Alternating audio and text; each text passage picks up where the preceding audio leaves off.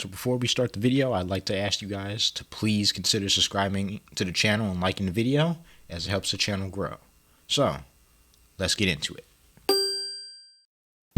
Alright, so Week 9 of the NFL season is coming to a close, and for Chicago Bears, they take a loss at the Superdome to the New Orleans Saints. As always, in this video, I'm going to give my recap on what I saw during the game, give my grades for offense, defense, special teams, and coaching, and without further ado, let's get into it. What's up, guys? KT here, back at it with another video. Today, we're doing the Bears. The Bears take a 24-17 loss to the New Orleans Saints on Sunday, and a game they looked competitive in for the first half, but it all got derailed in the second half. I'm not gonna hold y'all for too much longer. Let's get straight into it. The question everybody wants to know: how did Tyson Bagent play on Sunday? Tale of two halves, really. He was really good in the first half, very bad in the second. He was 18 of 30 for 220 yards, averaged 12 yards per throw, his highest mark since he's been a starter. Threw 2 touchdowns, threw 3 interceptions, took 2 sacks, and he lost a fumble, and he had a 65.3 quarterback rating. Tyson Bagent in the first half looked really good. They were running a lot of play action with him, getting him outside the pocket. He was taking stuff that was given to him. Got Cole Kmet a couple touchdown passes as well. But in the second half, and it really showed when the Bears got behind, the turnovers, they just racked up. He had a bad interception in the first half in which he didn't see the corner. He was playing cover 2. And he had 2 bad interceptions in the fourth quarter, and basically the same type of mistake when he was trying to go middle, both to Tyler Scott and Darnell Mooney, where the DB just jumped the route, and those were his next 2 interceptions. And then he also lost a fumble. Turnovers and cost them this game, and with a backup quarterback, you always hear it, the backup quarterback's one job is to not turn the ball over. And Tyson Bagent, for how many good things that he's done, that's the one thing that's really cost the Bears games, is the turnovers. And it really showed in the second half of this game. He was not good at all.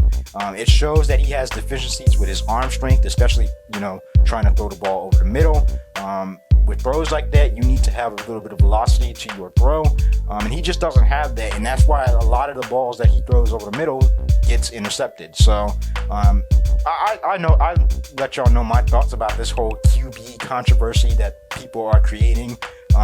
Tyson Bagent is a backup to me. He's overachieved in this league, but he's still a backup. Justin Fields is still my starter for this team, at least for the rest of the year. That's how I feel about it. There should be no agendas connected to this. This is just a good story. It shouldn't be trying to create a QB controversy that's not there. I'll leave it at that. Rushing the ball, D'Onta Foreman had 20 attempts for 83 yards, averaged 4 yards per carry. Tyson Bagent was the second leading rusher of the day with 70 yards, and he averaged 8 yards per carry. Showed a little bit of legs there, but D'Onta Foreman is a very good running back. I liked when they signed him. I don't think they went to him enough, especially in the second half. He can break tackles, he can find the hole, tough runner, can pass block. He's everything you want in a running back. And I asked questions earlier in the year why he was so inactive, as he's shown that he can be just as effective as any other running back in the system.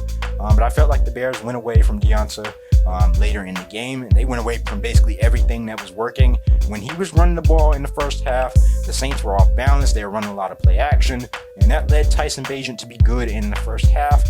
But once they moved away from that, it became very predictable. The run game became very predictable. So other than the lack of a running game in the second half, I thought D'Onta did pretty good. So I liked the running game on Sunday. Receiving, Darnell Mooney probably had his best game of the season. He caught 5 receptions for 82 yards. Didn't have a touchdown pass, but he was basically open for a lot of the game. He was getting off the line quickly. A lot of the underneath stuff, Tyson Bagent was finding him. A lot of yards after the catch as well. And, I think that's what you need from Darnell Mooney, as, he had a couple rough games where he didn't have a catch. Cole Kmet, he had another great game. Top 10 tight end in the league, in my opinion.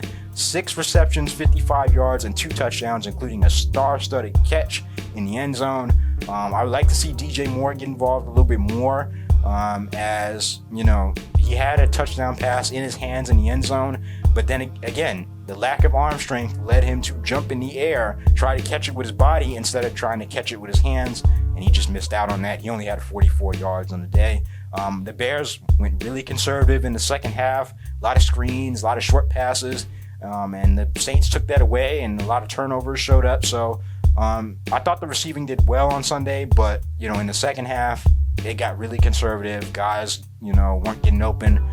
So I'm gonna have to give this offense a C-. I thought they did show some good things with their play action and their running game, but at the end of the day, 5 turnovers is terrible, especially 4 of them being by your QB and 1 of them being by your receiver on a fumble. That's just not good enough to win in any football game, and they only put up 17 points on the day, so the offense is going to get a C- for me. Now let's move on to the defense. I thought the defense played pretty well for the majority of the game. TJ Edwards, he had 15 total tackles, 10 solos, 1 tackle for loss, and he also had a pass deflection. He's been a good signing. I think he's kind of finding his way in this defense. He's a fast linebacker. He's getting to the point of attack.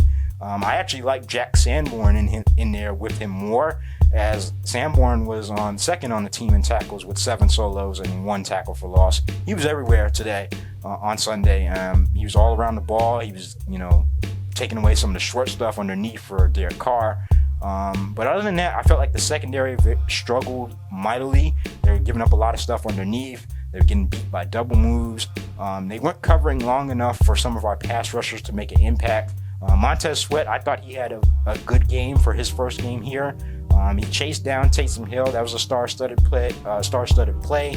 He's going to be here for the next 4 years, as he did get extended. But I need to see the secondary cover a little bit longer, as they still had no sacks on the day. And when you play against quarterbacks who have all the time in the world to sit back there, or when guys are constantly running open all the time, you're going to struggle getting sacks. And I thought that's what happened on Sunday. But other than that, I thought the defense played pretty well for most of the game. I'm going to go ahead and give them a B-. They gave up 24 points. They kind of broke at the end. And I'm still not happy with the sack numbers. So yeah, I'm going to give the defense a B-. Special teams, Cairo Santos finally missed his first field goal. That's upsetting. No kick returns, no punt returns. So I'm going to give them a non-applicable, as they didn't really impact the game. Let's do the coaching staff real quickly. This coaching staff, same thing every year, same thing every game. They have these good first halves. Luke Getsy's running the offense. He's calling plays to make his quarterback successful. For one thing I think he should do more with Justin Fields in there. It looked like a classic Justin Fields type game plan in the first half. But once again, these coaches show that they have to win their way. You have to play their system, and that's what cost them the game. A screen on 3rd and 6 when you needed to get a first down that not only led to points on the next drive is unacceptable. Matt Eberflus's defense kind of tailed off towards the end. I don't know why they can't get consistent pressure on the quarterback. And the team is still very undisciplined with the penalties. This coaching staff is getting an F, and I hope it means the F means for fired at the end of the season, because I'm about done with this coaching staff. They're terrible. They've lost us more games than we can count.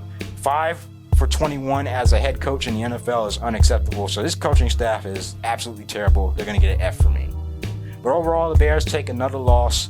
We're looking forward towards Thursday. Hopefully, Justin Fields can come back against the Carolina Panthers and get us that win, as that does have draft implications for us.